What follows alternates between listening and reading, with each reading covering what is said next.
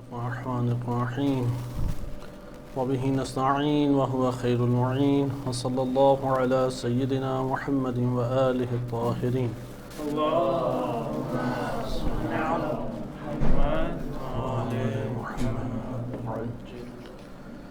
اعظم اللہ اجورنا واجورکم بمصابنا بالحسین علیہ السلام۔ شہادت امام حسین علیہ السلام کی مناسبت سے اس ماہ محرم الحرام میں قیام امام حسین علیہ السلام کی اساس اور بنیاد کے موضوع کو آپ کی خدمت میں پیش کیا جا رہا تھا۔ گزشتہ جلسات میں جو آپ کی خدمت میں ذکر کیا گیا اس میں آپ نے مطالعہ کیا کہ ہر تحریک چند اساس کے اوپر قائم ہوتی ہے، اور اگر وہ اساس وہاں سے ہٹا دی جائے تو اس کے نتیجے میں اس تحریک کو نہ سمجھنا ممکن ہے اور نہ ہی اس سے استفادہ ممکن ہے، کیونکہ ہر چیز ایک بنیاد اور ایک اساس کے اوپر کھڑی ہوتی ہے۔ امام حسین علیہ السلام کی تحریک کی اساس اور بنیاد مکتبی دین، آئیڈیالوجیکل نظریے کی اساس کے اوپر، آئیڈیالوجی کی اساس کے اوپر دین کا اختیار کرنا تھا۔ دوسرا ہم نے پہلو یا دوسرے اساس اور بنیاد کو ہم نے مطالعہ کیا تو اس کے مطابق امام حسین علیہ السلام کی اس تحریک کی اساس اس آئیڈیالوجی یا اس نظریے یا مکتبی دین کو سمجھنا ہے۔ اگر امت اسے نہیں سمجھتی تو امت اس کے حوالے سے اپنا کردار بھی ادا نہیں کر سکے گی۔ لہٰذا وہ دین الہی کہ جو انسان کی اس دنیا کے زندگی کے لیے آیا اور اس زندگی کے دوش پہ آخرت کو آباد کرنا قرار پایا، اس کا بیان اس طریقے سے کرنا ضروری ہے کہ نظریے اور آئیڈیالوجی کے سطح کے اوپر اس دین کو اختیار کیا جائے۔ یہ وہ پہلو ہے کہ عموماً اس کی طرف ہمارے ہاں توجہ نہیں دی جاتی، عموماً اس طریقے سے اختیار دین کو نہیں کیا جاتا، حتیٰ کہ یہ ہمیں ایک بحران حوزہ جات علمیہ کے اندر بھی نظر آتا ہے کہ تمام کے تمام علماء و طلاب یکساں طور پہ دین کا فہم نہیں رکھتے۔ لہٰذا اس مقام پہ کم ایسے افراد ہوتے ہیں کہ جو دین کو اس کی بنیادوں کے ساتھ مطالعہ کریں، سمجھیں، اور سمجھنے کے بعد ان کی زندگی میں جتنی فعالیت، تحرک، ایکٹیویٹیز ہیں اس کی بنیاد یہ دین قرار پائے۔ ایسے افراد کم ہیں، لیکن اس کو ہمیں اسی روش کو آگے بڑھانا چاہیے۔ تیسری اساس ہمارے پاس جس کو آج ہم مطالعہ کریں گے وہ یہ ہے کہ اس آئیڈیالوجی کے اوپر، اس مکتب اسلام یا مکتبی فکر کے اوپر ایمان بھی ہونا چاہیے۔ اگر ایمان نہیں ہے تو پھر تحرک ایجاد نہیں ہوگا۔ انشاءاللہ یہ آپ کی خدمت میں ذکر کیا جائے گا۔ کیا دین کو بیان کرنے کے لیے اور دین کو غلبہ یا نفاذ دینے کے لیے ہمیشہ تحریک اور انقلاب اور قیام کی ضرورت ہوتی ہے، یا نہیں کسی مرحلے پہ پہنچنے کے بعد حالات ایسے بن جاتے ہیں کہ اگر قیام نہ کیا، اگر تحریک کو بلند نہ کیا تو تب تک یہ نفاذ نہیں ہوگا؟ انشاءاللہ آپ کے سامنے یہ موضوع انشاءاللہ آپ کی خدمت میں پیش کیا جائے گا، اور یہ بات آپ کے سامنے آشکار ہوگی کہ ہر مرحلے پہ اور ہر مورد میں قیام کی ضرورت نہیں۔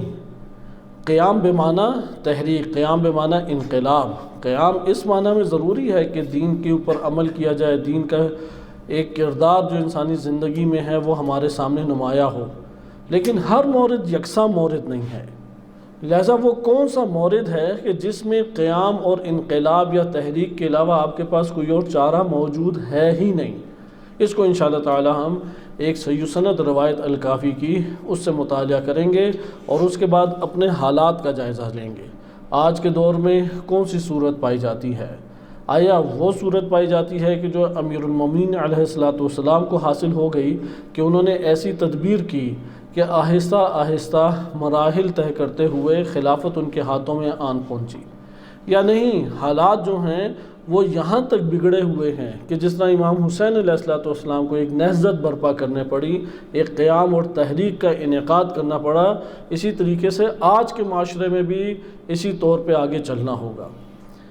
یہ ہم حدیث مبارک سے جب پڑھیں گے اور وہ بھی معتبر اور صحیح سند اور آخری زمان کو بتاتے ہوئے وہ حدیث ہے، تب ہمارے لیے بات روشن ہو جائے گی۔ ممکن ہے کہ کوئی یہاں پہ ایک شبے کے طور پہ کہے کہ نہیں، ہمارے حالات بے عینی وہی ہیں کہ جو امیر المومنین علیہ السلام کے حالات تھے، لہٰذا آپ ایک خاص روش کے تحت صدائے حق بلند کریں، امور کو انجام دیں۔ وقت گزرے گا، زمانہ پلٹا کھائے گا، مراحل طے ہوں گے اور حکومت صالح ہاتھوں میں آ جائے گی۔ لہٰذا یہاں پہ اس موضوع کو اپنی جگہ کے اوپر ہی انشاءاللہ تعالی ہم مطالعہ کریں گے۔ آئیں اب ہم تیسری اساس کا مطالعہ کرتے ہیں، آئیڈیالوجی اور مکتبی دین کو جب آپ جان چکے، اور اس کے اوپر ہی سب سے زیادہ تاکید کی گئی، کیونکہ جب تک اس عنوان سے دین ہمارے لیے آشکار نہیں ہے تو کسی اور کے سامنے کیسے بیان کر سکتے ہیں؟ کیونکہ آج کے دور میں امر بالمعروف و نہی عن المنکر علماء و متدین طبقے کا ہی ایک وظیفہ اور فریضہ بنتا ہے کہ انشاءاللہ اس کی بحث چوتھی اساس کے اوپر آئے گی، جو کہ حقیقت میں روش ہے۔ روش میں ہمیں اختیار نہیں ہے کہ کوئی بھی انداز اختیار کر لیں، کوئی بھی طریقہ اختیار کر لیں، نہیں، اس کی بھی تعلیم دین نے دی ہے۔ لہٰذا پہلی چیز ہے کہ دین کو آئیڈیالوجی کے مرحلے پہ پہنچائیں۔ نمبر 2، اس آئیڈیالوجی اور اس مکتب کا فہم امت رکھتی ہو۔ اب آپ خود اس سے اندازہ لگا سکتے ہیں کہ آپ کو یہ فہم دینے کے لیے کس قدر بڑے پیمانے پہ دعوت و تبلیغ چاہیے، کس قدر بڑے پیمانے کے اوپر آپ کو ادارہ سازی کر کے لوگوں تک پہنچنے کی ضرورت ہے۔ یہ ہر کرۂ ارض کے ہر خطے کے اوپر اس وقت مومنین کی ذمہ داری بنتی ہے۔ بہرحال یہ دوسری اساس تھی۔ اس حوالے سے آپ نے گزشتہ دروس میں مطالعہ کیا کہ امام معصوم علیہ السلام نے واضح طور پہ یہ بات بیان کی کہ اگر ترتیب ہماری دین کی درست نہیں ہے تو دیندار نہیں ہو سکتے۔ فقط نمازیں پڑھ لینے سے، مسجد کے اندر ایک جمگھٹا اکٹھا کر لینے سے، حاجیوں کی تعداد بڑھ جانے سے، روزے اور روزے کے قوانین کو ملک میں آپ نافذ کر کے دیندار نہیں ہو سکتے۔ لہٰذا ضروری ہے کہ اس اساس کے اوپر آپ دین کو اختیار کریں جو تمام انبیاء و اوصیاء علیہ السلام کی زندگانی میں نظر آتی ہے۔ اور وہ ترتیب کیا ہمارے پاس بنتی تھی؟ توحید سے شروع کریں، ہر عمل توحید کی خاطر ہو، ہر عمل اللہ سے ربط دیں۔ بس جس کا بھی اللہ سبحانہ و تعالیٰ سے ربط نہیں ہے وہ دین نہیں ہے، چاہے وہ کسی غریب کا پیٹ بھرا جا رہا ہے، چاہے کسی کے ساتھ نیکی انجام پا رہی ہے، چاہے کسی کی جان بچائی جا رہی ہے، وہ دین کی جانب سے نہیں کہلائے گا۔ اسے دین تک پہنچانا ہے، یہ بھی نہیں ہے کہ اس کے سامنے فوراً اظہار برات شروع کر دیں، فوراً اسے دور کر دیں۔ انشاءاللہ یہ جو آخری ہمارا اساس اس حوالے سے ہے، راہ و روش، اس میں یہ بات آئے گی کہ تدبیر کس طرح اختیار کی جائے، امر بالمعروف و نہی عن المنکر کا کیا نظریہ ہمارے پاس بنتا ہے، اس کو انشاءاللہ اس موقع پہ دیکھیں گے۔ لیکن آپ نے اس جگہ پہ ملاحظہ کیا، یہ جو دوسری اساس ہے، امت کو دین کیسے سمجھانا ہے۔ صرف والدین کی اگر خدمت کرا دی تو دیندار بن جائے گا، اگر کرپشن سے بچ گیا اور خیانت سے بچ گیا تو وہ دیندار بن جائے گا، یا نہیں، ایک اس ترتیب کے ساتھ دین کو بیان کیا جائے اور دین کو اختیار کیا جائے جو آیات اور اہل بیت علیہ السلام کی روایات سے آشکار ہوتا ہے۔ اور وہ کیا ہے کہ حاکمیت، ولایت، سیاست، اجتماعی امور سارے کے سارے اللہ کی طرف اس کی بازگشت پلٹائی جائے۔ اور اللہ سبحانہ و تعالیٰ نے اس امر کے لیے نبوت اور امامت، ان دو امور کو بنیادی ترین اور اساسی ترین ہمارے درمیان آئیڈیالوجی اور نظریہ قرار دیا ہے۔ لہٰذا اگر سیاسی امور میں کسی اور امام اور رہبر کا انتخاب کر لیا جائے اور پھر وہ عبادتوں کے جتنے بھی ڈھیر لگاتا چلا جائے، اللہ تعالیٰ کو اس کی عبادتیں قبول نہیں ہیں۔ یہ آپ نے دوسرے مرحلے کے اوپر دیکھا کہ امت کو اگر یہ تفکر دیں گے اور یہ فہم امت حاصل کر لے تو بلا شک و شبہ اپنے پورے وجود اور استطاعت کے ساتھ یہ صدا بلند کرے گی کہ اگر ہمیں کوئی راہبر، امام اور حاکم اور حکمران چاہیے، وہ امام عادل ہے جو اللہ کی جانب سے ہو، من اللہ ہو۔ اور وہ یہ صدا بلند کرے گی کہ اگر ہمیں کوئی نظام چاہیے، وہ نظام الہی ہے، وہ حکومت الہی ہے، وہ سیاست الہی ہے، کوئی اور نظام نہیں چاہیے۔ یہ فہم پہ دلالت کرتی ہے، یہ شعار فہم پہ دلالت کرتا ہے۔ اگر یہ شعار نہیں ہے، اگر یہ کسی کے وجود کے اندر عقیدہ نہیں ہے، وہ نماز پڑھتا ہے، روزے رکھتا ہے، اس کے باوجود اس کو دیندار ہم شمار نہیں کریں گے۔ یہ آپ نے دوسرے مرحلے کے اوپر ملاحظہ کیا کہ سیاست کے عنوان سے، حکومت کے دوش پہ اللہ سبحانہ وتعالیٰ کی تدبیر اور حکمت یہ ہے کہ معاشرے سے برائیوں کا خاتمہ کیا جائے، انسانیت کی ضروریات پوری کی جائیں۔ یہ نہیں ہے کہ کسی بھی طریقے سے پیٹ بھر لو، یہ لادینیت ہے کہ کسی بھی طریقے سے پیٹ بھر لو، حلال سے پیٹ بھرو۔ کیوں حلال سے پیٹ بھرو؟ کیونکہ ہمارے مولا نے، ہمارے رب نے، ہمارے مالک نے اس کو ہمارے لیے رزق قرار دیا ہے، حرام کو رزق قرار نہیں دیا۔ حلال کا تصور یہاں پہ آ کے ہمیں بتاتا ہے کہ ہم کسی رب کے ماننے والے ہیں، وہ رب اپنی خلقت کی ربوبیت کر رہا ہے۔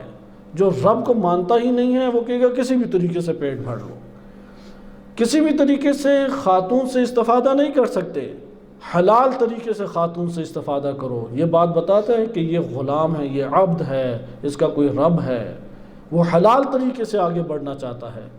پھر ان سب چیزوں کے پیچھے حکمتیں ہیں، ایک تفصیلی یہ موضوعات ہیں، صرف اشارہ کرنا مقصود ہے کہ حاکمیت کی صورت میں اگر آپ نے دین کو لیا، حاکم اور حکمرانی کے باب میں سب سے پہلے اپنے نظریات کو آپ نے درست کیا تو کیسے انسانی وجود کے اندر ایک ترتیب درست بنتی چلی جاتی ہے، انسان اپنے ہوائے نفس سے بچ جاتا ہے۔ وَإِلَّا سب سے بڑا بت تو ہر انسان کے اپنا نفس ہے، جسے وہ سب سے اعلیٰ سمجھتا ہے، سب سے باکمال سمجھتا ہے، جس کو سب سے زیادہ راضی اور راحت کرنے کی کوشش کرتا ہے۔ یہاں پہ اس کے نظریات اور اعتقادات کو درست کرنا ایک انسان کے بس سے باہر ہے، لیکن جب وہ ایک اعلیٰ قدرت اور اعلیٰ طاقت کے ایک سرچشمے کو قبول کر لیتا ہے اور اس سے اپنے آپ کو پیوست کرتا ہے تو اس کے سامنے عاجز ہو جاتا ہے، سر تسلیم خم کرتا ہے۔ تیسری ہمارے پاس جو بنیاد آتی ہے وہ بنیاد یہ ہے کہ اس کے اوپر ایمان ہو۔ یہ وہ ایک اہم مرحلہ ہے کہ جس کے اوپر ہر دور میں امتیں ڈگمگا گئیں۔ آج کے دور میں یہ تینوں ہی مشکلات پیدا ہوئی بھی ہیں، لیکن ایسا نہیں ہے کہ سابقہ دور سے بدتر حالت ہے، ایسا ہرگز نہیں ہے۔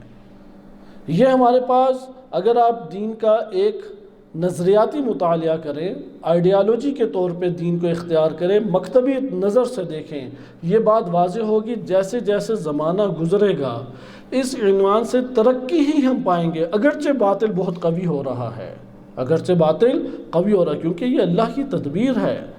زمانے جیسے جیسے گزریں گے انسان محکم سے محکم تر آئے گا، اور معتبر احادیث اس میدان میں ہمارے پاس موجود ہیں، لہٰذا اس سے ہمیں گھبرانا نہیں چاہیے۔ اگرچہ اقلیت میں رہے گا حق، اور اقلیت میں آ کے اکثریت کے اوپر غلبہ پیدا کر لے گا، لیکن یہ جو اقلیت میں حق ہے اس کے اندر مزید محکم پن آتا جا رہا ہے، اس کے اندر مزید قوت آتی جا رہی ہے، اس میں وسعت آتی چلی جا رہی ہے۔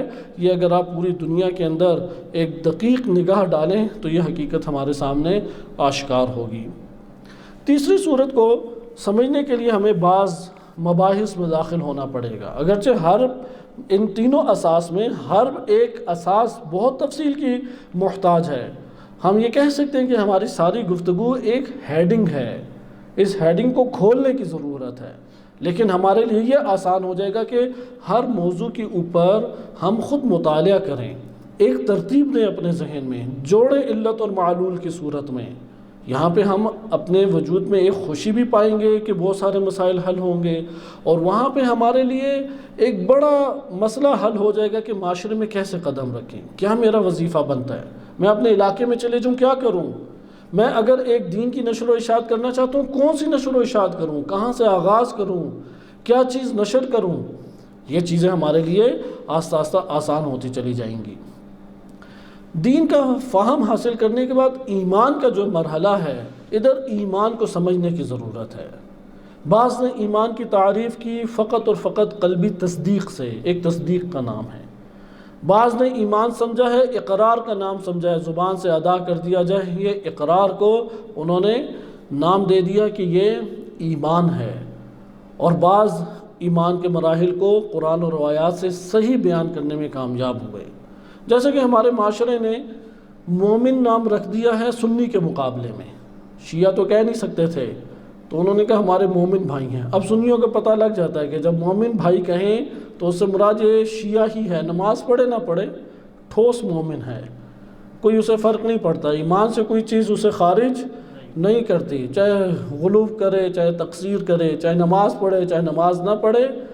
تو یہ فرقہ واریت کی آڑ میں ایمان کا معنی ہے، یہ قرآن اور روایات کا معنی نہیں ہے، اسے کہتے ہیں فرقہ وارانہ ایمان کا معنی، یہ حقیقی ایمان کا معنی نہیں ہے۔ علامتی ایک علامت رکھ دی، وہ کوئی بھی نام آپ رکھ دیں، کسی کو فرشتہ کہنے لگ جائیں، جیسے ہوتے ہیں نا بہت ہی برے افراد، ان کا بہت اچھا نام رکھ دیا جائے۔ خلاصہ کلام، اس جگہ پہ ہمیں جاننا ہوگا ایمان رکھنے سے کیا مراد ہے، کیونکہ اگر ہمیں اپنے ہدف کے اوپر، مقصد کے اوپر، راہ و روش کے اوپر ایمان نہیں ہے، کبھی بھی قدم نہیں اٹھا سکیں گے۔ یہ ایک مشکل ہمارے درمیان پائی جاتی ہے، بالخصوص خواص جسے آپ قرار دے دیں کہ علماء و متدین طبقہ یہ تنظیمی اور انجمنوں کا طبقہ جو مساجد، امام بارگاہ اور ممبروں کا اہتمام کرتا ہے، بانی حضرات ہو گئے، یہ سارے کے سارے ایک متدین طبقے سے تعبیر کیے جاتے ہیں۔ بہت بڑے ان کے اندر یہ ایک مشکل پائی جاتی ہے کہ ایمان کے مرحلے کے اوپر ناقص رہ جاتے ہیں، ناقص رہتے ہیں تو قدم نہیں اٹھا پاتے۔ معلومات بہت ہیں، بہت سارے افراد کو وسیع فہم بھی حاصل ہے، انقلاب کیا ہے، کیا انقلاب کے مراحل ہیں، کیا تعلیمات ہیں، اخلاقی امور کیا ہیں، اخلاق کسے کہتے ہیں، بہت معلومات ہیں، لیکن اپنے وجود میں اتنی ہمت نہیں ہے کہ ایک قدم اٹھا سکے۔ ذاتیات کے گرد اس کی زندگی گھومتی ہے، ذاتی طور پہ اگر اس نے کچھ شروع کرنا ہے تو شروع کر دے گا، ذاتی طور پہ کسی سے تعلق قائم کرنا ہے تو ذاتی تعلق قائم کر لے گا، یہ دینداری نہیں ہے۔ اس مرحلے میں امام حسین علیہ السلام کی یہ تحریک کا حصہ نہیں ہے۔ یہ جو ہماری باتیں ہیں، ممکن ہے کوئی کہ ان خصوصیات کے ساتھ تو تحریک امام حسین علیہ السلام و قیام امام حسین علیہ السلام 61 ہجری کا واقعہ ہے۔ آج کے دور میں تو حسینیت جو ہے وہ پھر کسی اور جہت سے ہمارے سامنے آئے گی، ایسا نہیں ہے۔ یہ جو امام حسین علیہ السلام کی تحریک اور قیام ہے، اس کے بعد قیام ہی کی نوبت آئے گی، جیسے اس کو انشاءاللہ ہم الکافی کی ایک طولانی روایت سے پڑھیں گے۔ اتنی طولانی روایت ہے کہ شاید آپ 3-4 سال صرف اسی کے اوپر بول سکتے ہیں، اتنی طولانی روایت ہے۔ آخر الزمان کے اندر کیا کیا ہوگا، اور صحیح سند روایت، یہ بڑی ایک تعجب کی بات ہے۔ آخر الزمان کے بارے میں اکثر بیشتر احادیث ضعیف سند ہیں، حتیٰ اہل سنت کے اندر کہ نعیم بن حماد بخاری کے استاد شمار ہوتے ہیں، الفتن انہوں نے کتاب لکھی، اکثر بیشتر اہل سنت مبنا کے تحت ضعیف روایتیں ہیں۔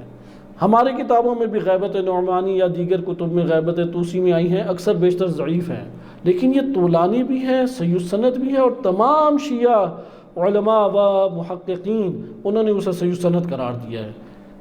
یہ الکافی کی روضۃ الکافی میں ایک طویل روایت ہے کہ انشاءاللہ اسے اپنی جگہ پر پڑھیں گے، تاکہ ہمیں یہ پتہ لگے کہ ہمارے لیے یہاں پہ آیا قیام کا مورد ہے یا وہ مورد ہے کہ جو امیر المومنین علیہ السلام کو جن مراحل کے ساتھ حکومت مل گئی، تو وہاں پہ ہمارے لیے ایک بات آشکار ہوگی۔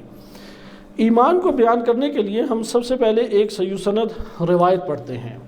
اس روایت کے بعد آپ کے سامنے شیعوں کے درمیان طبقات آشکار ہوں گے۔ شیعہ ہر دور میں یکساں نہیں رہے، نہ یہ نام ایک جیسا رہا ہے، اور نہ اس نام سے جو گروہ پہچانے جاتے تھے وہ یکساں گروہ رہے ہیں۔ حدیث ہے، اور یہ الخصال سے میں آپ کی خدمت میں پڑھ رہا ہوں، اس حدیث کے اوپر دقت کیجیے گا۔ یہ حدیث خود ایک آج کے دور میں جو پیش آنے والی مشکلات ہیں اس میں ہمارے لیے اہم ترین ایک سرمایہ بھی ہے۔ اس سے مربوط 3-4 اور احادیث بھی ہیں کہ وہ اس سے صرف نظر کرتے ہیں، کیونکہ اس متن کے اوپر ہی ہم اکتفا کریں گے۔ معاویہ بن وہب امام صادق علیہ السلام کے صحابی ہیں۔ شیخ صدوق رحمۃ اللہ علیہ نے خصال میں یہ روایت نقل کی ہے۔ البتہ اس روایت سے پہلے میں الکافی کی روایت سناؤں، کیونکہ وہ طبقات سے روایت مربوط ہے۔ الکافی میں فضائل بن یسار سے روایت منقول ہے، صحیح سند روایت ہے۔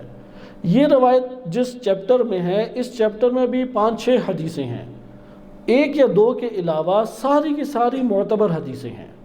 آپ اس چیپٹر کی جس چیپٹر سے یہ روایات لی جا رہی ہیں، کیونکہ معتبر حدیث کا جب ہم اہتمام کریں تجزیہ تحلیل ہمارے لیے آسان ہو جاتا ہے، کیونکہ ہم نے اپنے تجزیہ تحلیل کی بنیاد ایک ٹھوس منبع کے اوپر رکھی ہے۔ لیکن اگر ایک ضعیف حدیث ہو اور اس کے اوپر ایک طولانی تجزیہ تحلیل کرے اور اس کی بنیاد اگر قوی نہ ہو تو یہاں پہ ہمارے لیے مسائل پیدا ہو سکتے ہیں. اس لیے معتبر حدیث کو زیادہ دقت سے دیکھیں. اگر چونکہ جو ضعیف حدیث ہوگی اس کے لیے پھر ہمیں یعنی وہ ایک کچی دیوار ہے جو لرز رہی ہے، متزلزل ہے، اسے ہمیں محکم کرنے کی ضرورت ہے. ضعیف حدیث کا یہ مطلب ہے. ضعیف کا یہ مطلب نہیں ہے کہ قابل انکار ہے، فوراً ہی رد کر دی جائے، ہرگز ایسا نہیں ہے. ضعیف حدیث کا مطلب یہ ہے کہ یہ دیوار متزلزل ہے، گر بھی سکتی ہے، قائم بھی ہو سکتی ہے، لہٰذا اب اسے ہم محکم کریں. مثلا شواہد لے کے آئیں گے، دیگر قرآن کے مطالب کے ساتھ اس کو جوڑنے کی کوشش کریں گے تاکہ اس کا جبران ہو جائے. اور کئی طریقے ہیں جو علم رجال میں ہم مطالعہ کرتے ہیں. آپ کی خدمت میں یہ جو معنی میں ذکر کر رہا ہوں، یہ معنی صحیح سند روایت سے آیا ہے کہ فضیل بن یسار بہت عظیم شخصیت گزرے ہیں. فضیل بن یسار امام صادق علیہ السلام کے شاگرد ہیں. ان کے بارے میں رجال میں وارد ہوا ہے، رجال کشی میں، کہ جب ان کی وفات ہوئی تو جو غسل دینے والا تھا وہ اس نے آ کے امام صادق علیہ السلام سے یہ بیان کیا کہ میں اسے غسل دے رہا تھا تو اس کا ہاتھ خود بخود اپنی شرمگاہ کے اوپر آ جاتا. ہم اس کا ہاتھ ہٹانے کی کوشش کرتے، ہاتھ نہیں ہٹتا تھا. تو امام علیہ السلام نے اس جگہ پہ فضیل بن یسار کی گواہی دی اور اس کے زہد و تقوی کی تعریف گویا کی. اور یہ ان کی عنایات، اللہ تعالیٰ کی طرف سے عنایات اور کرامات میں سے ہے. فضیل بن یسار روایت نقل کرتے ہیں امام صادق علیہ السلام سے، کہتے ہیں کہ میں نے امام علیہ السلام سے یہ پوچھا کہ یہ روایت جو آپ کی خدمت میں ذکر کی جا رہی ہے یہ ایک اور باب کے حوالے سے ہے. بہرحال روایات ہمارے پاس اس باب میں جو پہلی آتی ہے وہ یہ ہے کہ ایمان کہتے کسے ہیں.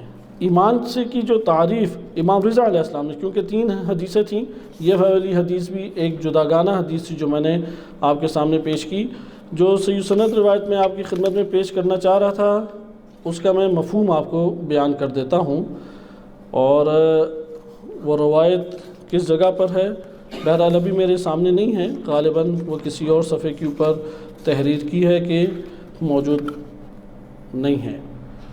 اس روایت میں امام رضا علیہ السلام سے وہ روایت ہے، نبی صلی اللہ علیہ وسلم، امام رضا علیہ السلام اپنے اجداد سے نقل کرتے ہوئے نبی صلی اللہ علیہ وسلم تک پہنچاتے ہیں. ترتیب درست ہو جائے اس وجہ سے یہ آپ کی خدمت میں ایک انقطاع اس میں آیا. امام رضا علیہ السلام بیان کرتے ہیں، یہ عیون اخبار رضا میں صحیح سند روایت ہے اور ہمارے محققین نے اس حدیث کو معتبر اور صحیح احادیث میں سے شمار کیا ہے. وہ حدیث کیا ہے؟ آسان سی حدیث ہے، اس لیے زبانی ذہن نشین بھی ہے. ارادت ہے کہ سند کے ساتھ پڑھ دی جائے، لیکن آپ عیون اخبار رضا اور امالی شیخ صدوق رحمۃ اللہ علیہ میں مراجعہ کر سکتے ہیں. امام رضا علیہ السلام فرماتے ہیں کہ میرے جد نے یہ نقل کیا ہے، یہاں تک کہ یہ سلسلہ پہنچتا ہے نبی صلی اللہ علیہ وسلم تک. رسول اللہ صلی اللہ علیہ وسلم فرماتے ہیں کہ الایمان، ایمان کی تعریف کی، کیونکہ یہاں پہ ہمارا موضوع کیا چل رہا ہے؟ تیسری اساس، کہ ایمان ہو اس بات کے اوپر، ہدف کے اوپر، آئیڈیالوجی پر، مکتب پہ. اگر ایمان نہیں ہے تو متحرک نہیں انسانی وجود میں ہو سکتا. اکثر انسان سوال کرتا ہے کہ مثال کے طور پہ میں فلاں ملک میں ہوں، فلاں عمل مجھ سے انجام نہیں پاتا، مثلا نمازیں ہیں، حلال روزی ہے، نامحرم پہ نگاہ سے اجتناب کرنا چاہتا ہوں، نہیں ہوتا. کیوں نہیں ہوتا؟ وہ کمزوری ایمان میں ہے. جتنا ایمان تقویت پائے گا اتنا انسان اللہ سبحانہ وتعالیٰ کی بندگی میں آئے گا. ادھر اب آپ توجہ کریں، امام رضا علیہ السلام نے ایمان کسے کہا ہے تاکہ ہمیں پتہ لگے کہ آئیڈیالوجی پر ایمان اور دین کی جو فہم حاصل ہوئی ہے اس پر ایمان سے کیا مراد ہے. فرماتے ہیں الایمان اقرار باللسان، زبان سے کیا ہے؟ اقرار. والقلب وبالقلب اقرار بالقلب، اقرار باللسان تصدیق بالقلب، دل کے ساتھ کیا جائے؟ تصدیق کی جائے. یا بعض جگہوں پہ آیا ہے معرفت حاصل کی جائے کس سے؟ بالقلب. صحیح ہے، والمعرفہ بالقلب، ہر دو باتیں ایک ہی ہیں. تصدیق بالقلب بھی کئی روایات میں آیا ہے اور کلمہ معرفت بھی آیا. اور تیسرا ہے عمل بالارکان، اور بعض روایات میں آیا کہ عمل بالجوارح. یہ حدیث ہمارے ہاں تکرار کے ساتھ کتب احادیث میں آئی ہے۔ آپ کی خدمت میں جو میں نے منبع بیان کیا ہے وہ کاملاً صحیح سند ہے۔ اس صحیح سند روایت کی وجہ سے بقیہ احادیث ہمارے لیے حل ہو جاتی ہیں۔ کیوں اس میں ہم حساس ہیں کہ صحیح سند روایت لے کے آئیں؟ کیونکہ ایمان کی تشریح میں مسلمانوں میں شدید اختلاف پیدا ہوا ہے۔ بعض نے ایمان قرار دیا جیسے عرض کیا کہ صرف زبان سے اقرار، بعض نے ایمان قرار دیا کہ فقط تصدیق بالقلب ہے یا معرفت قلبی کا نام ہے، بعض نے جامع طور پہ ایمان کو قرار دیا ہے۔ شہید ثانی رحمۃ اللہ علیہ نے ایک کتاب تحریر کی ہے، اس کتاب حقائق الایمان کے نام سے ایک رسالہ ہے ان کا، اس میں سارے اقوال لائے ہیں۔ خواجہ طوسی رحمۃ اللہ علیہ، شہید ثانی رحمۃ اللہ علیہ جس نظریے کے قائل تھے وہ کہتے ہیں کہ حقیقت ایمان تصدیق قلبی ہے، معرفت قلبی ہے، اور بقیہ اس کے آثار ہیں۔ لہٰذا اگر ہم اس بات کو بھی لے لیں، اور یہ بات حقیقت سے سب سے قریب تر ہے، سب سے قریب تر یہی ہے، کیونکہ اگر تصدیق قلبی نہیں ہے یا اگر معرفت قلبی نہیں ہے تو اس صورت میں ہم زبان سے اقرار کریں یا عمل انجام دیں، ہر دو کیا کہلائے گا؟ نفاق کے مرحلے کے اوپر آ جائے گا۔ کیونکہ قلب میں جب آپ کی ایک چیز کی تصدیق ہی نہیں ہے، اس کے بارے میں شک رکھتے ہیں یا اس کو آپ انکار کی صورت میں دیکھتے ہیں، آپ پھر مسلمانوں والا خالی عمل انجام دے رہے ہیں۔ لہٰذا ان کی یہ والی بات قوت رکھتی ہے، اور بھی بعض اہل سنت اس بات کو لے آتے ہیں، بعض اس حدیث کی، کیونکہ یہی حدیث بیانی اہل سنت کتب میں بھی ہے، وہ ان تینوں کو ارکان برابر کے سمجھتے ہیں۔ اگر ہم اس تشریح کے مطابق آئیں جیسے خواجہ طوسی رحمۃ اللہ علیہ نے اور شہید ثانی رحمۃ اللہ علیہ نے کی کہ حقیقت ایمان کیا ہے؟ قلبی تصدیق کا نام ہے، اسی لیے تقیہ کے مورد میں، توریہ کے مورد میں ایمان محفوظ رہتا ہے۔ جیسے قرآن کریم نے واضح طور پہ مومن آل فرعون کے بارے میں کہا کہ کتما ایمان ہو، وہ اپنا ایمان چھپائے ہوئے تھے۔ اب وہاں پہ ایمان چھپانا، اب زبان سے تو اقرار نہیں کر رہے، اس ایمان کے دوش پہ ظاہری عمل بھی نہیں انجام دے رہے، لیکن مومن قرآن کریم کہہ رہے ہیں۔ لہٰذا یہاں سے ہمارے لیے بات ثابت ہوئی کہ ایمان کی حقیقت کیا ہے، وہ دار مدار اور اس میں اصل کیا ہے، وہ قلبی تصدیق ہے، قلبی معرفت ہے۔ لیکن کیسی قلبی معرفت؟ ایسی قلبی معرفت کہ جو باعث بنے کہ زبان سے اس نظریے کو ادا بھی کرے اور عمل و جوارے سے اسے صادر بھی کرے۔ اگر یہ دو چیزیں انجام نہیں پاتی، اس کا یہ مطلب ہے کہ تصدیق قلبی کی جو سطح ہے وہ بہت نیچے کی طرف ہے۔ اس لیے ہو سکتا ہے کہ مومن ہے ابتدائی درجے کا اور اس سے بعض خطائیں سرزد ہو جائیں، لیکن وہ توبہ اور استغفار کر کے دوبارہ دائرے میں آتا ہے، یعنی عمل میں خطا ہو جائے مومن رہے گا۔ مومن کب ہٹے گا؟ جب اس کے تصدیق قلبی اس کے مطابق نہ ہو، یعنی کبھی کبھار کا ایک ایسا عمل جو اس کی قلبی تصدیق سے ٹکرا جائے تو وہ اس کو اس طریقے سے ایمان سے خارج نہیں کرتا کہ وہ مومن ہی نہ رہے، کیونکہ یہ والی بحث ایک انتہائی جھگڑے کا باعث بنی رہی مسلمان متکلمین میں، ائمہ اہل بیت علیہ السلام کے دور میں، اور اس کی اوپر باقاعدہ جنگیں ہوئیں۔ بعض کہتے تھے کہ اگر کسی نے گناہ کیا ہے تو یہ دائرہ اسلام سے خارج ہو گیا، جیسے کہ خوارج ہی نظریہ رکھتے تھے کہ اگر گناہ کبیرہ انجام پا گیا ہے تو گناہ کبیرہ انجام پانے کی صورت میں کیا ہوگا؟ وہ دائرہ اسلام سے خارج، کافر ہے، نجس ہے، کلمہ خود پڑھے گا تو تب مسلمان ہوگا، اور اگر پہلے کلمہ پڑھا ہوا تھا تو مرتد ہو گیا، اور مرتد کی سزا اسے ملے گی کہ اگر ماں باپ دونوں مسلمان تھے توبہ کی بھی گنجائش نہیں، اس کی گردن اتار دو۔ اس کے مقابلے میں ایک اور انحرافی فکر کیا تھی مرجئہ، وہ کہتے تھے جو مرضی کر لے یہ مومن ہی رہے گا۔ ارجاء یعنی ڈھیل دینا، گناہ کبیرہ انجام دے، صغیرہ انجام دے، اس کا ایمان متزلزل نہیں کہلائے گا، ایمان لے آیا بس ایمان لے آیا۔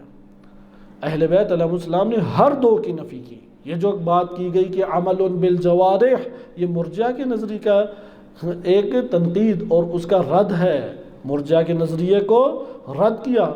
اور اقرار باللسان جب کہا تو یہاں پہ خوارج کے نظریے کو رد کیا کہ آخر اس کی حیثیت ہے دین اسلام میں اقرار باللسان کی، ایسا نہیں ہے کہ گردن اتار دو ایک گناہ کے اوپر۔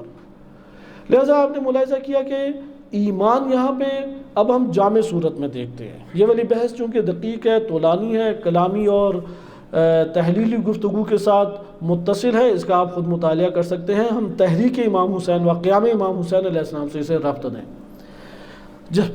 جب ایک معاشرے کے اندر ایک معاشرے کے اندر تحریک کو برپا کرنا چاہیں، قیام کرنا چاہیں یا لوگوں کو ابھارنا چاہیں تو ہمیں ایمان جامع صورت میں مطلوب ہے، صرف ایک صورت میں نہیں۔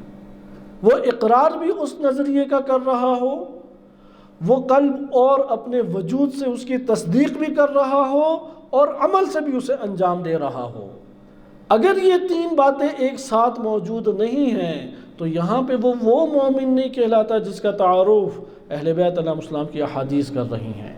تینوں کی صورت ہمارے سامنے آشکار ہونی چاہیے۔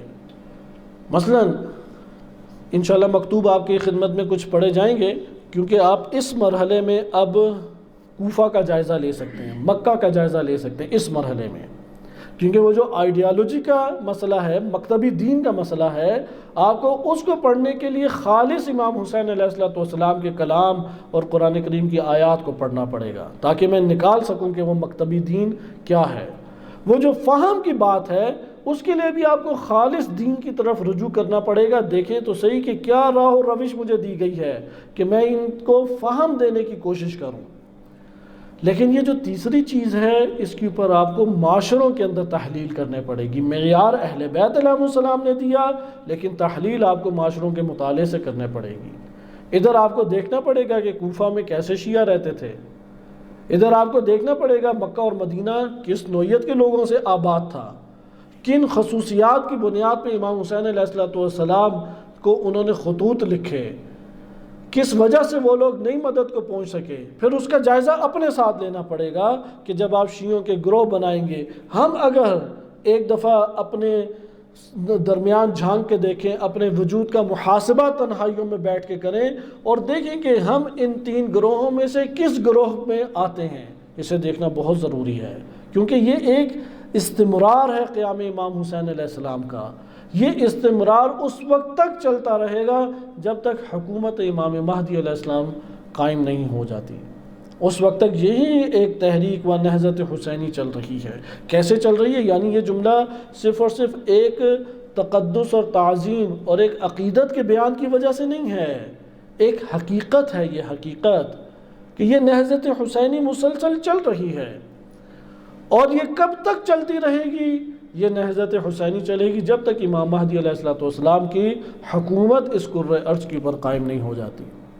لہٰذا اس مطلب کو آپ نے دیکھا کہ ایمان جامع طور پہ اب دیکھنا پڑے گا۔ اب آپ یہاں پہ یہ مطالعہ کر سکتے ہیں، مثال کے طور پہ اہل کوفہ انہوں نے خطوط لکھے، ابھی آپ کی خدمت میں گنجائش موجود نہیں ہے وقت کے دامن میں کہ ان میں سے بعض مکتوبات آپ کی خدمت میں پیش کیے جائیں، اگلے جلسے میں انشاءاللہ تعالی کوشش ہوگی بعض مکتوبات پڑھ کے سنائے جائیں۔ آپ ان مکتوبات کو دیکھیں گے تو اقرار کریں گے یہ مکتبی صورت میں امام حسین علیہ السلام کی طرف دیکھ رہے ہیں، یعنی ترتیب ان کی درست ہے۔ یزید کی بجائے امام حسین علیہ السلام کو امام عادل قرار دیتے ہیں۔ پھر آپ ادھر بھی آئیں گے کہ اس کا فہم انہیں حاصل ہے، کیونکہ امیر المومنین علیہ السلام کے اکثر اصحاب ہیں، فہم بھی انہیں ہے۔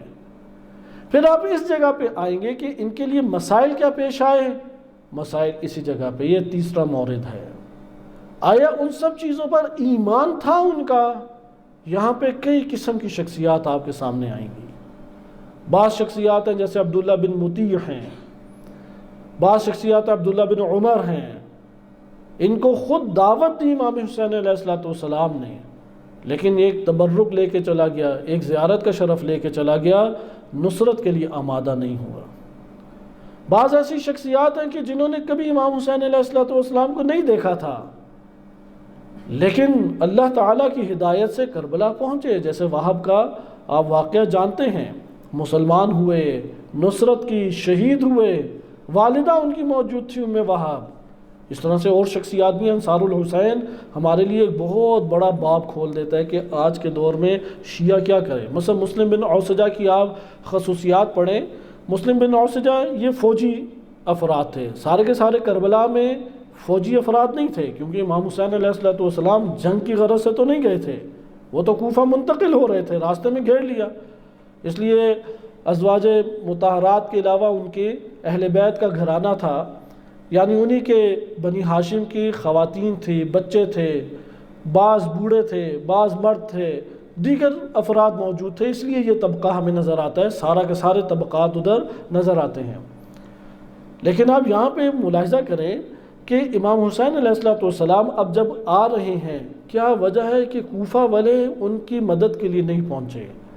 یہاں پہ آپ تحلیل کریں گے کہ ہاں بعض ایسے مسائل تھے کہ ان کا ایمان اتنا محکم نہیں تھا، بعض جگہوں پہ عمل ان کا درست نہیں تھا، مثلا گناہوں میں پڑ گئے، شہوت کا شکار ہو گئے، خوف کا شکار ہو گئے، ریاست طلبی کا شکار ہو گئے۔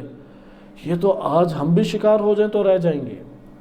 لہٰذا آپ نے اس مورد میں دیکھا کہ جب آپ اب اس اساس کے مطابق جائزہ لیں گے تو یہاں پہ حساس ہونا پڑے گا، حفاظت اپنی کرنی پڑے گی۔ آپ جب ان میں سے مثلا مسلم بن عوسجہ کو دیکھیں، یہ فوجی طبقہ قلیل تھا، جیسے حبیب بن مظاہر رضی اللہ عنہ صحابی رسول ہیں اور شرطۃ الخمیس میں سے تھے، خاص ایک کمانڈو فوج تھی امام علی علیہ السلام نے۔ جب امام علی علیہ السلام حکومت میں آئے تو انہوں نے 6 یا 7 ہزار افراد کی ایک کمانڈو فوج بنائی اور بڑی خفیہ تھی، لوگوں کو اس کا نہیں پتہ تھا، صرف 10-12 بندے ہی آشکار ہو سکے، اور تاریخ میں بھی 7-8 بندوں کے نام ہیں، اس سے زیادہ نام ہی نہیں ہے۔ جیسے حبیب کا نام آیا ہے، اسوق بن نباتہ کا نام آیا ہے، مالک اشتر ہیں، محمد بن ابی بکر ہیں، اسی طرح سے چند اور شخصیات ہیں۔ مسلم بن عوسجہ بھی ان میں سے ایک شخصیت ہے۔ آپ مسلم بن عوسجہ کو پڑھیں، آپ کو ان کے خصوصیات میں نظر آئے گا، قاری قرآن ہیں، مسجد میں زیادہ رہتے ہیں۔ اب یہ وہ افراد ہیں کہ صلح امام حسن مجتبیٰ علیہ السلام کے موقع پہ امام حسن علیہ السلام کے کہنے میں بالکل خاموش ہو گئے، یعنی جیسے کوئلہ بجھ جاتا ہے اس طریقے سے معاشرے کے اندر پڑے ہوئے ہیں اور ایک تدبیر کر رہے ہیں، ایک راہ ہموار کر رہے ہیں، امامت سے منسلک ہیں، امامت کے کہنے پر عمل کر رہے ہیں۔ انشاءاللہ یہ والی تفصیلات اگلے ہمارے اساس میں آئے گی کہ جو تدبیر اور عمل بالمعروف و نہی عن المنکر سے ایک ہم نے اس کو عنوان اس کو دیا ہے، اس میں یہ آئے گا کہ تدبیر ہمیشہ لشکر کشی نہیں ہے، تدبیر تلوار نہیں ہے، تدبیر ہمیشہ ایک احتجاج نہیں ہے، اس کے مراحل ہیں، اور ہر خطے میں شیعہ کو وہ مراحل طے کرنے کی ضرورت ہے، تعین کرے، لیکن سب کا ہدف، سب کی منزل، سب کی راہ، سب کا طریق وہ ایک ہے۔ اس میں کتنا ہم سفر طے کرائیں یہ دیکھنا ہمیں پڑے گا۔ لہذا آپ نے اس حدیث سے یہ استفادہ کیا کہ مومن کون ہے کہ جو زبان سے اقرار کرے، نمبر 2 قلب میں اس کی معرفت ہو، تصدیق ہو، یقین اس کے اوپر کرتا ہو، نمبر 3 عمل سے اسے صادر کرے، یعنی عمل سے صادر کرنے میں، کیونکہ آپ یہ بات جانتے ہیں کہ اخلاقیات کا تعلق قلب سے ہے اور آداب کا تعلق ظاہری عمل کے ساتھ ہے، لہذا خوف اندر ہوتا ہے، آثار بعد میں باہر آئیں گے۔ ممکن ہے کہ ایک بہانہ بنا کے چلا گیا، ممکن ہے کہ ایک نے نمازیں شروع کر دی، آپ یہاں پہ یہ نہیں کہیں گے کہ اس نے نمازیں شروع کر دی تو عبادت میں مشغول ہے، ہم کہیں گے یہ خوف زدہ ہو گیا۔ کوئی گھر کے دروازے بند کر لے، کوئی اپنے مردوں کے خواتین ہاتھ پکڑ کے گھروں کے اندر چلی جائے، کوئی مختلف بہانے طرح طرح کے کر دے، یہ سارے کے سارے ایک عنوان کے تحت جمع ہو جائیں گے کہ یہ قلبی طور پہ بزدل تھے، ادھر تزکیہ نفس کی ضرورت ہے۔ اسی لیے کربلا کے واقعے کے بعد امام سجاد علیہ السلام نے امت سازی کرتے ہوئے تزکیہ نفس کیا معاشرے کا۔ انہیں افکار اب بہت بڑے پیمانے پہ ممکن ہے بتانے کی ضرورت نہ ہو، تزکیہ نفس کی ضرورت تھی۔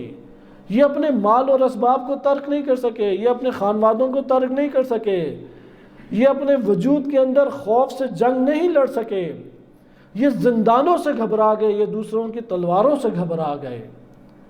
لہذا آپ نے ملاحظہ کیا کہ یہ تزکیہ نفس کا مرحلہ اب اسی اساس میں آپ یہ سارے موضوعات کھولیں گے۔ آئیں اب اس کی ایک جم بندی کریں، مکتبی دین سے ہماری کیسے اور کیا مراد ہو سکتی ہے، کیونکہ ہم ایک جلسے میں اس کی ایک الگ الگ جھلک آپ کی خدمت میں پیش کی جا رہی ہے تاکہ ایک وسیع پیمانے پہ آپ سوچ سکیں۔ مکتبی دین سے کیا مطلب مراد ہے؟ اگر ہم ایک جملے میں کہنا چاہیں تو یہ کہہ سکتے ہیں کہ ہمارے زندگی میں جو اجتماعی اور سیاسی امور برپا ہوتے ہیں یا مجھے اپنی زندگی میں جو مشکلات پیش آتی ہیں اس میں میرے سامنے دین کا موقف آشکار ہو، دین مجھے یہ درس دیتا ہے، اس کے بعد ہم آگے جائیں گے۔ یہاں پہ اس نے مکتب کی صورت میں لے لیا، یعنی اس کے پاس موقف موجود ہے دین کا۔ یعنی آج حکومت کون سی ہونی چاہیے؟ اگر وہ جواب دے دے دین کی روشنی میں، اس کا مطلب ہے کہ یہ آئیڈیالوجیکل ایک مذہب کا قائل ہے، ایک دین کا قائل رسوماتی طور پہ فقط نہیں ہے۔ اگر یہ مسئلہ پیش آ جائے کہ میں نے کمائی کیسے کرنی ہے اور کس طرح کے نظام ہونے چاہیے، یہاں پہ یہ مکتبی دین سے وابستہ ہے، کیونکہ مکتبی دین نظام کی صورت میں آتا ہے، مکتبی دین قانون کی صورت میں ہے، مکتبی دین سیاست اور اجتماعی پہلوؤں سے انسان کے سامنے آتا ہے۔ لہذا جو دین سیاسی امور میں موقف پیش کرے، جو دین اجتماعی دنیا میں موقف پیش کرے، جو دین انسان کی انفرادی دنیا میں رہنمائی کرے، یہ ایک مکتبی دین ہے، یہ مکتبی دین سے وابستہ ہے۔ لہذا نظام کی صورت میں ہر کوئی نہیں دیکھتا، نظام کی صورت میں دیکھنے کے لیے مطالعہ چاہیے، غور و فکر چاہیے، پھر اس کا فہم خود بھی رکھتا ہو اور یہ فہم دینے کی کوشش کرے۔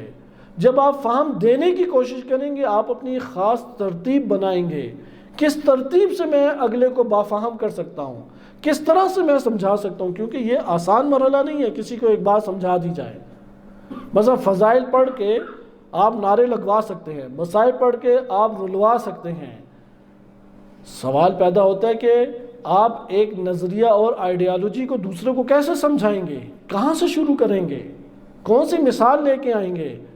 آپ کو ایک معاشرے کا مطالعہ کرنا پڑے گا، اسے اس کی سطح زندگی دیکھنے پڑے گی۔ جیسے ابھی ہم نے گزشتہ درس میں جب روایت امام صادق علیہ السلام کی پڑھی تو امام صادق علیہ السلام نے کون سی مثال پیش کی؟ ایک ریوڑ کی۔ کیوں؟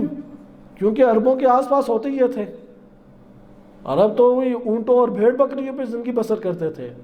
یا کھجور کی مثالیں، کیونکہ کھجور ہمارے علاقوں میں ہوتی نہیں، اتنے مشکل اور طویل نام ہیں کہ ہر چیز کا الگ الگ نام عربوں نے رکھا ہے۔ ایک عالم کے لیے مشکل پیش آ جاتی ہے حدیث کو پڑھنا ہی، مثلا گٹھلی کو کیا کہتے ہیں، گٹھلی کے چھلکے کو کیا کہتے ہیں، اچھا اگر بڑا ہو درخت کھجور کا، اگر پھل لگا ہو، کون سے سطح پہ پھل پہنچا ہوا ہے، ابتدا میں ہے، بعد میں ہے، درمیان میں، ہر چیز کا نام ہے۔ وہ کتاب الزکوٰۃ جب پڑھتا ہے انسان تو اسی میں الجھ کے رہ جاتا ہے۔ لہٰذا وہ یہ جو دین مثالیں لے کے آیا ہے وہ اس کے مطابق آپ اگر اسی گٹھلی اور کھجور اور نخل کو بیان کرنا شروع کر دیں گے، اگلے کو بات نہیں سمجھ آئے گی، کیونکہ اس کا تو واسطہ ہی نہیں پڑا۔ مثلا پنجاب میں کون سا کھجور کا درخت؟ آج کے دور میں ممکن ہے آپ موبائل سے مثال لے کے ہیں تو افراد کو سمجھ آ جائے۔ آج کے دور کی مثالیں آپ کو ایجاد کرنے پڑیں گی۔ یہ ایک مبلغ کا وظیفہ ہے کہ اس اعتبار سے معاشروں کے اوپر غور و فکر کرے، لوگوں کی عادات اطوار کے اوپر غور و فکر کرے، رسم و رواج کے اوپر غور و فکر کرے۔ بالفاظ دیگر، اگر کوئی اس بات کا قائل ہو کہ اس نے مکتبی طور پہ دین لینا ہے، اس کو معاشرے کے اوپر معاشرے کا مطالعہ ضروری ہے۔ آپ معاشرے کا مطالعہ کریں، کہاں سے شروع کریں گے؟ اگر معاشرے کا مطالعہ کرنا شروع کریں، آغاز کلچر سے کریں۔ کیا کلچر رکھتا ہے وہ؟ یہ کلچر آپ کو ان کے باطن کی عکاسی کر کے بتائے گا۔ حجاب کیسا ہے، لباس کیسا ہے، کھانے پینے کے عادات اطوار کیسی ہیں، سوچنے کا ان کا انداز کیسا ہے۔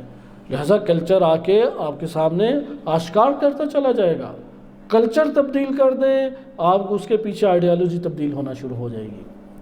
لہذا دین اسلام نے آ کے جب تاثیر معاشروں میں ڈالی، آداب کے اعتبار سے بہت گہری تاثیر ڈالی، احکام اس کے لیے وضع کیے گئے، طور طریقے اس کے لیے بیان کیے گئے، اور وہ نشر ہوا پوری دنیا میں۔ مثلا نبی صلی اللہ علیہ وسلم معاشرے کے اندر آئے اور معاشرے کے اوپر تاثیر برپا کی، مثلا بھائی بھائی بنا دیا، صلہ رحمی کا درس دیا۔ یہ اجتماعی دنیا ہے یا نہیں؟ لہذا اب آپ یہاں پہ آ کے دیکھیں گے کیسے لوگ رہتے ہیں۔ مثلا ابھی یورپ کا مطالعہ کریں، یورپ میں جب شادی ہو جاتی ہے تو کیسے افراد رہتے ہیں؟ ماں باپ کو چھوڑ کے چلے جائیں گے، ماں باپ بوڑھے ہو جائیں پھر اولڈ ہاؤس میں ڈال دیں گے، مر جائیں پھر بیچ دیں گے۔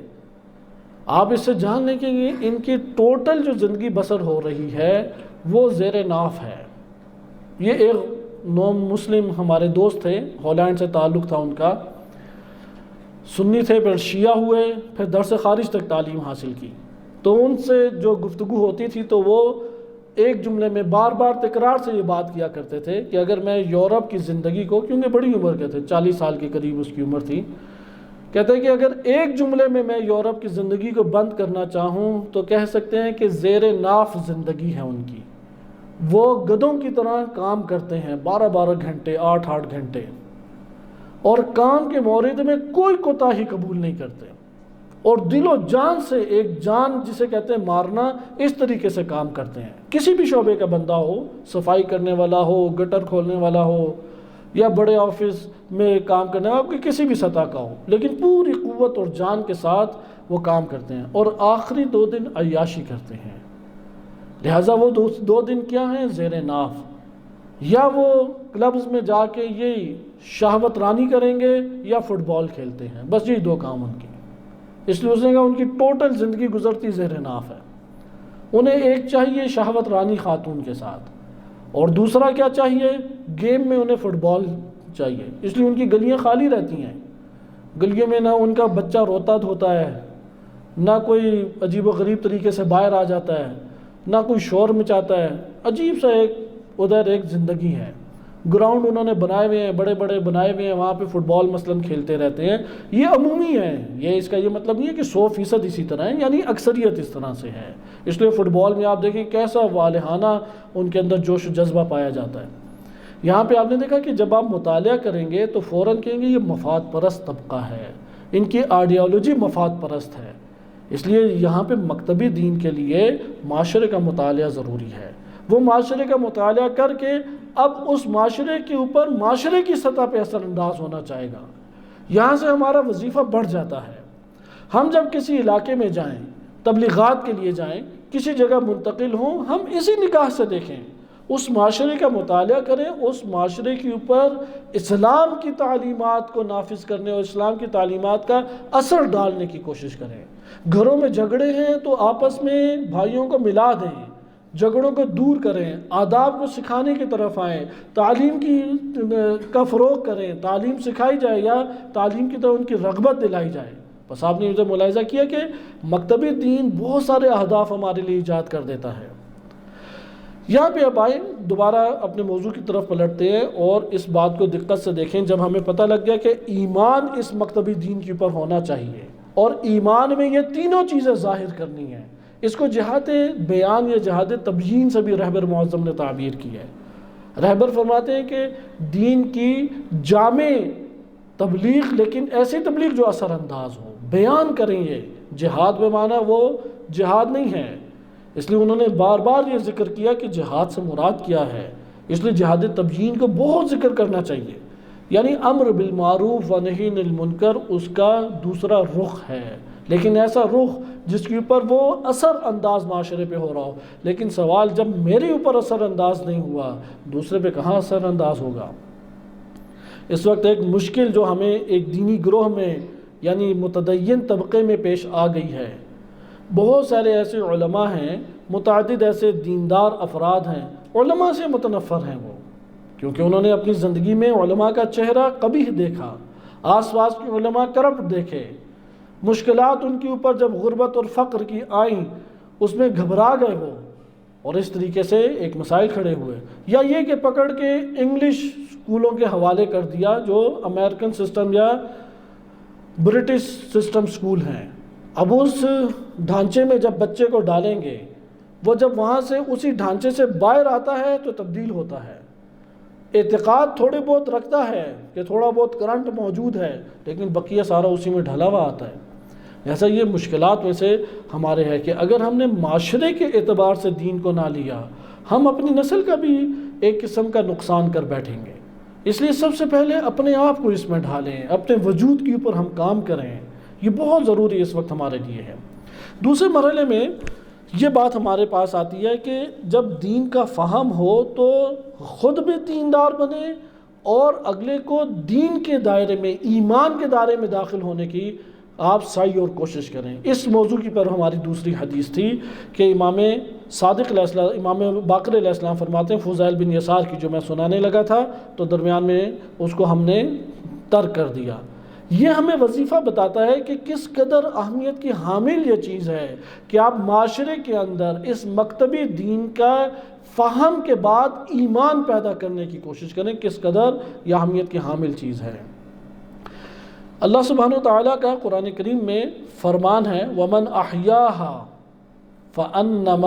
فَكَأَنَّمَا أَحْيَا النَّاسَ جَمِيعًا، کہ جس نے ایک فرد کو بھی فمن احیاہا ایک نفس کو زندہ کیا فکأنما احیا الناس جمیعا اس نے تمام کے تمام افراد کو زندہ کیا. صحیح سند روایت ہے اور اس سے مربوط دیگر احادیث بھی صحیح سند ہیں, بعض میں چھوٹے موٹے واقعات بھی درج ہیں. آپ اس روایت کے اوپر غور کریں. ایک نفس کو بھی زندہ کیا تو تمام افراد کو زندہ کیا. اس لیے گھبرائے نہ, اقلیت میں ہیں ہم. اگر ایک نفس زندہ ہے تو تمام نفس زندہ ہوتا ہے. امام سے اس کی تفسیر پوچھی فضائل نے. فضائل قریبی صحابی ہیں, جیسے میں نے واقعے کی طرف اشارہ کیا. تو امام علیہ السلام نے جواب دیا من حرق و غرق, جس نے جلانے سے اور ڈوبنے سے کسی کو بچا دیا گویا کہ اس نے سب کو بچایا. فمن احیاہا جس نے ڈوبتے نفس کو بچا لیا, جس نے جلتے نفس کو بچا لیا, اس نے گویا کہ تمام انسانوں کو زندگی دی. جیسے آج کل ایمبولنس کے اوپر یہی لکھا ہوتا ہے, صحیح ہے, یا فائر بریگیڈ کے اوپر بھی بعض اوقات یہی آیت لکھی ہوتی ہے, ایک کو بچاؤ بے شک تم چلے جاؤ, لیکن اس کو بچا لو تو گویا کہ پوری انسانیت کو بچایا. بہرحال ان کا وظیفہ بنتا ہے. اور امام کی روایت کے مطابق ایک مصداق ہے من حرق و غرق, جلانے سے بچانا اور ڈوبنے سے بچانا. فضائل چونکہ قریبی صحابی ہیں, دیگر مواقع پہ امام علیہ السلام سے روایت سن چکے تھے اسی آیت کے ضمن میں, تو فرمایا کہ قل, تو میں نے امام کی خدمت میں عرض کی فمن اخرجہا من الضلال الى ہدا, اگر کوئی شخص کسی کو گمراہی سے نکال کے ہدایت میں لے کے آتا ہے, کیا اس کے مورد میں یہ حدیث نہیں ہے, یہ آیت کریمہ نہیں ہے؟ فمن اخرجہا کہ جس نے بھی من ضلال گمراہی سے نکال کے کسی بندے کو ہدایت میں لے کے آئے, تو کیا یہ مراد نہیں ہے؟ امام علیہ السلام نے فرمایا تأویلھا الاعظم, یہ تو تم سب سے بڑا مصداق بیان کر رہے ہو. اس آیت کی سب سے بڑی حقیقت یہی ہے, ڈوبنے والا ڈوبتا ہے, جلنے والا جلتا ہے, اور ادھر گمراہ کرنے والا گمراہ کر رہا ہے. سب کو چھوڑو, گمراہ کرنے والے اس پہ پاس جاؤ, گمراہی سے اس بندے کو نکالو, کیونکہ یہ اگر موت کا شکار ہوئے ان کی عاقبت بخیر ہے, یہ تو نسلوں کو لے بیٹھے گا. یہ جو گمراہ ہو گیا یہ تو ایک پوری نسل اس سے پھر گمراہوں کی چل سکتی ہے. لہٰذا آپ نے ملاحظہ کیا کہ اس دین کا فہم دینا اور اس دین کے اوپر ایمان لے کے آنا یہ کس قدر اہمیت کا حامل ہے. لہٰذا ہم اپنے اوپر ایک وظیفہ اپنا قرار دیں. یہاں سے وہ چوتھی اساس بھی شروع ہوتی ہے. اپنا وظیفہ انجام دیں, اپنے وجود کے اندر یہ تقاضا برپا کریں, میرے پیش نظر مجمع نہیں ہے, میرے پیش نظر شہرت بھی نہیں ہے, میرے پیش نظر بڑی بڑی جگہوں کے اوپر پڑھنا بھی نہیں ہے. ممکن ہے کہ ان میں سے ایک بھی بندہ جو ہدایت سے عاری ہو وہ ہدایت لے کے نہ جائے, لیکن آپ کا ایک جگہ پہ چند افراد میں پڑھنا, اور ان چند افراد میں سے ایک یا دو افراد بھی اگر ہدایت کی راہ پہ ان شرائط کے ساتھ آ جاتے ہیں جو امام معصوم نے بیان کی ہے, تو گویا کہ فَكَأَنَّمَا أَحْيَا النَّاسَ جَمِيعًا, آپ نے سب کو پھر گویا کہ زندہ کر دیا. لہذا کوالٹی کے اوپر توجہ رکھنی چاہیے, کوانٹٹی درکار نہیں ہے. تیسری آپ حدیث مبارک دیکھیں, امام معصوم علیہ السلام فرماتے ہیں اور اس کے اوپر گفتگو کا اختتام بھی کرتے ہیں. خصال میں معاویہ بن وہب سے روایت ہے, امام صادق علیہ السلام نے فرمایا یہاں پہ اب شیعہ کے طبقات آ گئے, کیونکہ بات ہم سمجھ گئے کون سا بندہ مطلوب ہے امام کو. اگر یہ مطلوب بندہ نہیں ہے تو تحریک اور قیام میں یہ مددگار نہیں ثابت ہو سکتا. اس کے تجربے انقلاب اسلامی ایران کے بعد بڑے وسیع پیمانے پہ ہو گئے ہیں, اور آج کے دور میں جو مختلف ان طبقات کو جانتا ہے, حوزہ علمیہ کا ایک طبقہ ہے, یا اسی طرح عوام الناس کے اندر متدین طبقہ ہے, تنظیمی طبقہ ہے, تحریکی یا تنظیمی انجمنوں کے طبقات ہیں, حیتیں ادھر موجود ہیں, مقاومت ادھر موجود ہے. ان سب جگہوں پہ اگر آپ دیکھ کے آئیں اور مطالعہ کریں, جیسے عرض کیا تھا کہ معاشرے کا مطالعہ کیا کریں, اس اساس پہ جو اہل بیت علیہ السلام نے آئیڈیالوجی دی ہے, حقائق سامنے آئیں گے. وہاں پہ آپ اس بات کا اعتراف کریں گے کہ جو اس سطح کا بندہ نہیں ہے یہ بڑے پیمانے پہ نصرت کا باعث نہیں بنتا. یہاں پہ ایسا نہیں ہے کہ بندوں کو نکالنا شروع کر دیں, نکال نہیں سکتے, لیکن آپ طویل امیدیں نہیں باندھ سکتے. کیا کریں ہم ادھر؟ بندوں کا معیار اوپر لائیں, شعور کا معیار اوپر لائیں, علم کا معیار اوپر لائیں. ایمان کا معیار اوپر لائیں۔ بعض اوقات آپ کو اخلاقی موضوعات کے اوپر ممکن ہے مجالس پڑھنا پڑے۔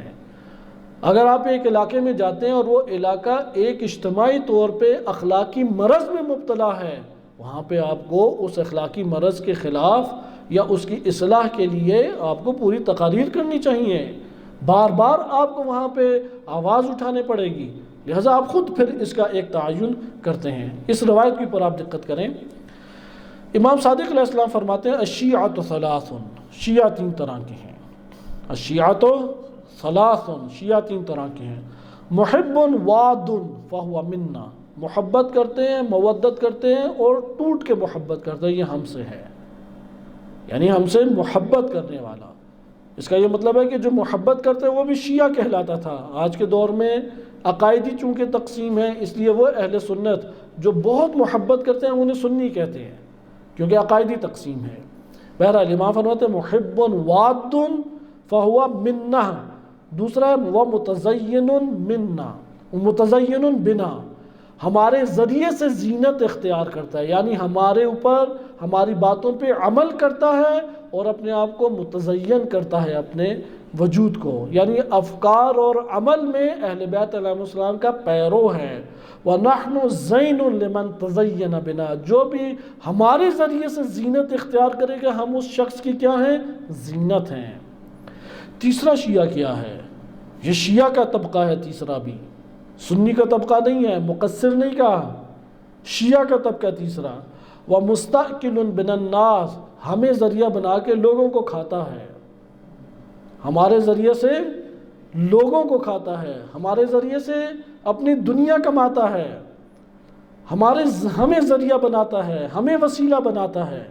پھر فرماتا ہے وَمَنِ اسْتَأْكَلَ بِنَا، جس نے ہمارے ذریعے سے کھایا لوگوں کو اور کمایا، افتقرہ، وہ فقیر ہو جائے گا، ایمانی فقیر، پیسہ آ جائے گا اس کے پاس، اندر سے فقیر ہے، نور ایمان کا فقیر ہے، نور ایمان رخصت ہو جائے گا۔ 4-5 احادیث ہیں اسی موضوع کے اوپر، ایک آپ کی خدمت میں پڑھی ہے۔ یہ وہی مسئلہ ہے کہ امام علی علیہ السلام نے نہج البلاغہ میں فرمایا کہ شام سے معاویہ بن ابی سفیان نے حج کے موسم میں حاجیوں کے درمیان اپنے نمائندے بھیجے تھے کہ جگہ جگہ پہ جا کے نمازیں پڑھانا، ایک عابد زاہد ٹولہ بھیجا تھا، جاسوسوں نے خبر دے دی امام علی علیہ السلام کو، نہج البلاغہ میں یہ ذکر ہے۔ امام نے جب ان کے اوصاف بیان کیے، والی مکہ کو خط لکھا اور لکھا کہ شام کی طرف سے بھیجے گئے ہیں چند افراد جو آنکھوں کے اندھے، کانوں سے بہرے اور دل کے ٹیڑے ہیں، اور ان میں سے ایک کیا ہے؟ دنیا کے دین کے تھنوں سے دنیا کمانا چاہتے ہیں، یعنی دین کے تھنوں سے دنیا کو نچوڑنا چاہتے ہیں۔ لہٰذا اب آپ کی خدمت میں، چونکہ یہ روایت ضعیف ہے لیکن میں آپ کی خدمت میں ایک صحیح سند روایت پیش کرتا ہوں۔ کوئی کہہ سکتا ہے مستقل بن الناس، آپ 4-5 روایتیں لے آئیں، اگرچہ جبران ہو جاتا ہے، ایک حدت ہے 4-5 روایات، ویسے تو نہیں اہل بیت علیہ السلام سے یہ احادیث پہنچ سکتی، عقل بھی اس کی تائید کرتی ہے اور دیگر احادیث بھی، لیکن عملی پیکر کے طور پہ ایک واقعہ آپ کی خدمت میں سناتا ہوں کہ رجال کشی میں صحیح سند ایک روایت وارد ہوئی ہے۔ ہاشم بن ابی ہاشم، ابی سمحیر اور ابن ابی زرقہ، جعفر بن واقد اور ابی غمر، ان کے عنوان سے امام علیہ السلام کی روایت وارد ہوئی ہے، یعنی یہ شخصیات کے بارے میں امام علیہ السلام کا موقف کیا تھا۔ توجہ سے اسے سنیں۔ علی بن مہزیار کہتے ہیں، معروف ہے اب تو سلام یا فرماندے کے وجہ سے یہ نام سب کو ہی یاد ہو گیا، علی بن مہزیار، انہوں نے یہ نقل کی ہے امام تقی علیہ السلام سے، کیونکہ علی بن مہزیار امام تقی علیہ السلام کے صحابی ہیں۔ آیت اللہ خوئی نے قبول نہیں کیا کہ انہوں نے امام زمان علیہ السلام سے ملاقات کی ہے، وہ کہتے ہیں وہ دوسرے مہزیار ہیں جنہوں نے امام زمان علیہ السلام سے ملاقات کی ہے، کیونکہ یہ تو زندہ ہی نہیں تھے امام عسکری علیہ السلام کے دور میں، مشکل ہے کہ یہ امام عسکری علیہ السلام کے دور میں زندہ ہوں، کجا یہ کہ امام زمان علیہ السلام کا غیبت صغرا کا دور بھی انہوں نے پایا ہو۔ بہرحال امام تقی علیہ السلام کے صحابی انہی سے نقل کرتے ہیں۔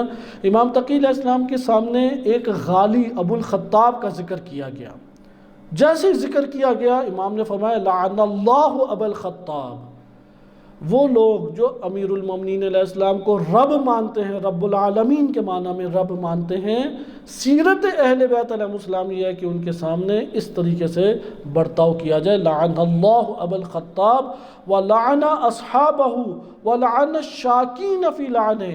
جو ابو الخطاب پہ لعنت بھیجنے میں شک کرتا ہے، اس شک کرنے والے پر لعنت. پھر آگے فرماتے ہیں وَلَعَنَ مَنْ قَدْ وَقَفَ فِي ذَلِكَ، اور جس نے توقف کیا لعنت بھیجنے پر اس کے اوپر بھی لعنت ہو.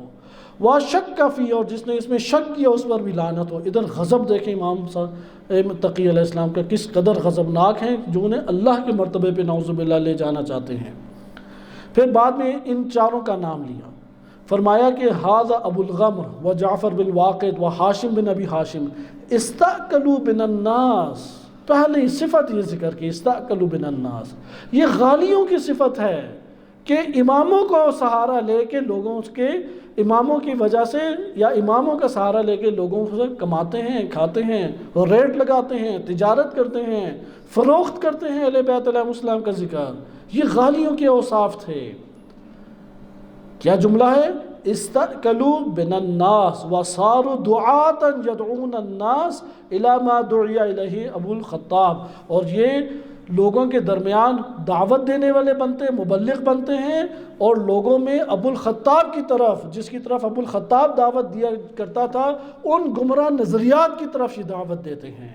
لہذا آپ نے ادھر ملاحظہ کیا کہ جو امام علی علیہ السلام نے شام کے بندوں کے اوپر، شام کے باغیوں میں جس صفت کی طرف اشارہ کیا، اور اسی طرف امام تقی علیہ السلام نے غالیوں کی طرف اشارہ کیا. اس لیے جو غم حسین کو، جو ذکر حسین علیہ السلام کو کمائی کا ذریعہ بنائے، دنیا کی آبادکاری کاری کا ذریعہ بنائے، یہ غالیوں کی صفت ہے. غالی یہ کہتے تھے استأکلوا بن الناس. یہ صحیح سند روایت ہے. صلی اللہ علیہ سیدنا محمد و آلہ الطاہرین.